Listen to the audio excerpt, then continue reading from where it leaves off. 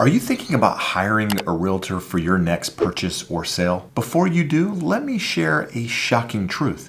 Not all realtors are created equal. In fact, hiring the wrong one could cost you thousands of dollars on top of endless headaches and could put you in a position where you never get your offer accepted. In this video, I'm going to reveal the hidden pitfalls of choosing the wrong real estate agent, as well as how to ensure you have a true professional on your side. Stay tuned because this is information you can't afford to miss. Becoming a real estate agent has a really low barrier to entry, and that's because it only requires minimal education and training compared to many other professions out there. That means while there are a lot of talented, knowledgeable, and professional real estate agents in the industry, all it takes is a few to make a very bad name for the industry. And while I'm not against new real estate agents, because we need new real estate agents in the industry, we need new blood in the industry. Without new agents coming in, not only does the industry become dull, but we all can become very complacent during the same time. But with that said, if you're hiring an agent to represent you, it's critical that you understand a lot of the mistakes that I see new agents as well as experienced agents making right now in the business that's not only wasting their time as well as my time, but it's also wasting their clients' time. And that's exactly what I want to dive into right now, right after you hit that thumbs up if you find any value in my videos at all. And if you support the work that I do here on YouTube and want to stay updated on everything real estate related, do me a favor and hit that subscribe button. Now, one thing I often mention when I'm talking to clients about properties in the MLS is that the information is only as good as the person that input it. And the reason I say that is because there's a lack of detail out there in the industry when it comes to agents not only inputting information into the multiple listing service, but also when actually paying attention to it when they have a client interested in a property. And this really comes on both sides of the coin when you're being represented as a buyer and also when you're being represented as a seller. A quick example is I currently have a property that's located in a senior community, which requires any buyers to be at least 55 years or older. And as you would imagine, this information is listed in the MLS. I have the community noted as a senior community, and I also have the dot on the map showing the location of exactly where the unit is located. And with that said, this particular unit sides to a major street. So you're going to get street noise from that street just based off the location alone. And you would be able to notice that if you paid attention to the map.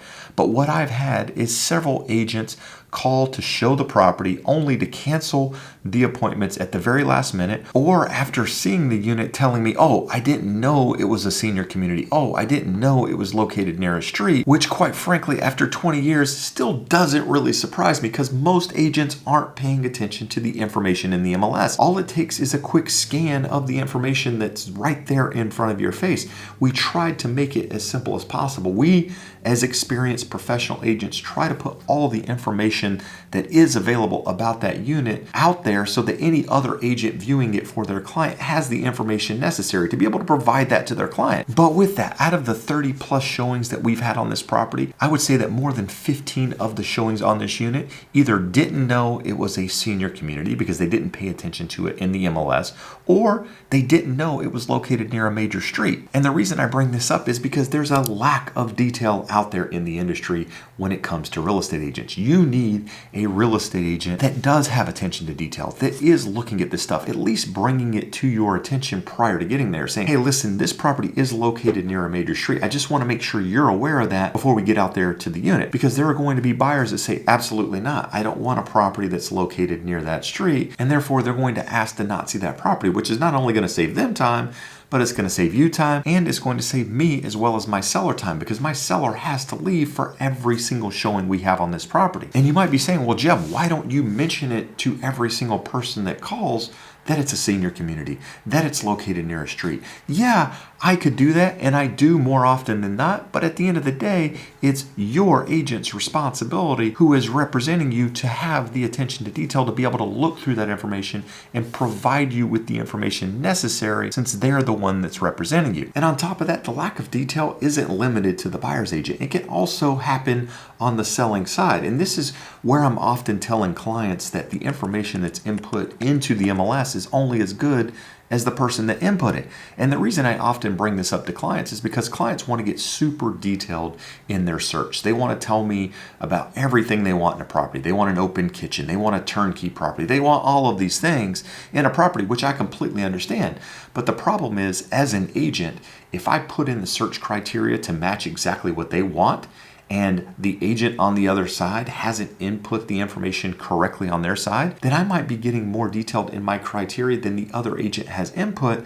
Therefore, it's not going to populate certain properties that might otherwise have populated had the information been input correctly. That's why I tell clients, when we're searching for property, we just want to search the basics of what you're looking for, and then we want to narrow it down by actually going through the properties so that ultimately we're not missing something that was input incorrectly. So before you go out and hire an agent to represent you on the sell side or on the buy side, just make sure they have that attention to detail. In addition to that, one thing that I've seen over 20 years of selling real estate is that agents can often get in the middle of transactions. Emotions are really high during transactions, especially when you're buying a home or selling a home. There's a lot that's happening during that period of time, so emotions can flare out at any period. But what I can tell you is that in the negotiation phase, I often see real estate agents getting in the middle between their client and the other side. Let me give you a quick example. Let's say my client is asking for repairs on a property that agent has listed. And let's say it's an extensive amount of repairs that need to be completed. Therefore, my client wants to request $20,000 towards repairs on that side. Well, I can tell you, in having conversations with agents on the other side, and just in having that conversation, I've had many other clients on the other side say, my seller will never agree to that. It's not even worth submitting. Don't worry about it. We have other offers on the other side, without actually having that conversation with their client. Now, maybe they've had a similar conversation in the past, and therefore they're just relaying that information.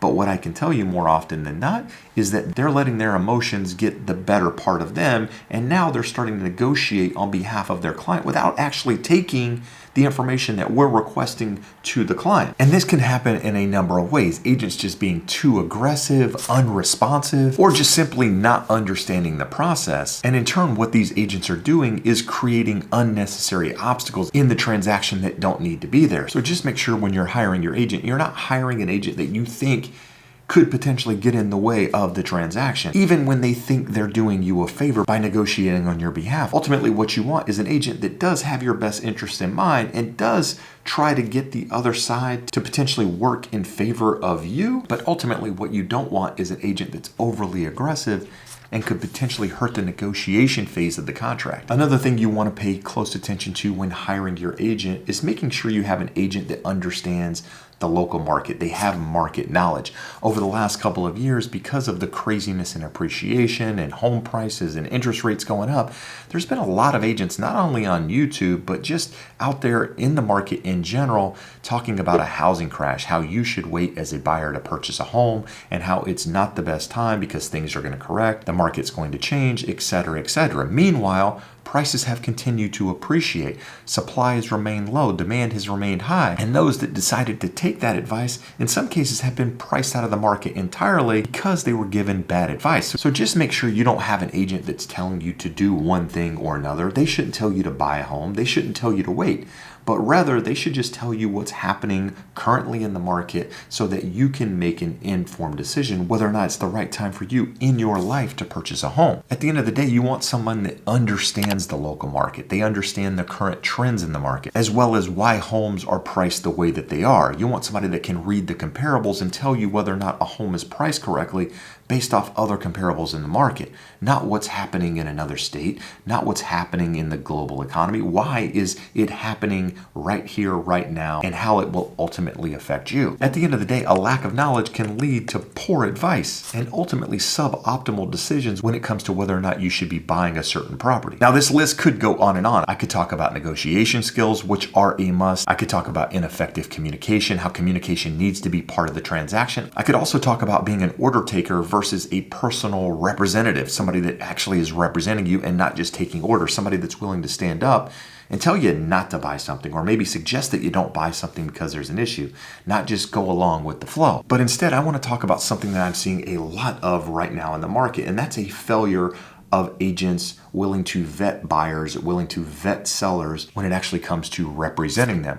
As an agent out there in the market, you don't want to take a buyer and show them a bunch of properties without actually knowing that they're pre-qualified, knowing that they're in a position to buy a home. And the same can be said when representing sellers. Do the sellers really have a desire? Do they have a need to want to move, to sell their home? Because otherwise you're just wasting your time out there in the market by having a listing on the market where a seller is not willing to actually accept an offer. And what I see at the moment is agents neglecting this step because they're happy to have a buyer to work with. They're happy to have a seller to work with because the market has slowed down, because the number of transactions is a lot lower than it has been over the past couple of years. There are a lot of real estate agents out there just happy to have a buyer to work with without actually vetting them, without actually making sure they're qualified. And this can lead to a lot of wasted time and potential complications when it comes to actually making an offer. As an agent that represents both buyers and sellers, I want to make sure my buyers are qualified prior to going out there and buying a home. But as a selling agent, as a listing agent rather, I also want to make sure that when a client submits an offer, we're actually sure that they're qualified to buy a home. And what I've seen a lot of recently, offers coming in where the buyer's agents haven't done their due diligence to verify that their buyers are well qualified. They have a pre-qual versus a pre-approval. They haven't verified that they actually have the money. In the case of the offer that we just received, the buyer submitted the offer based on a pre-approval that wasn't really valid because they didn't have the money for the down payment. So they were putting an offer into my client to buy a home and didn't actually have the money to buy the home. Just make sure as a seller, before you accept any offers, your agent is doing their due diligence and making sure that the buyer is fully qualified. And as a buyer's agent, don't be afraid to make sure your clients are vetted, that they are approved out there. And as a potential buyer who has an agent, don't get offended when somebody's asking you for the information, because everybody wants to avoid wasting time. Everyone wants to avoid having regrets at the end of the day by working with someone that ultimately isn't approved. So rather than get upset because someone's asking you the information, just see it as someone dotting the I's and crossing the T's. Now, if you're new to the home buying process, you got your agent in place and you're wondering what types of properties should you absolutely avoid buying, do me a favor and check out this video here.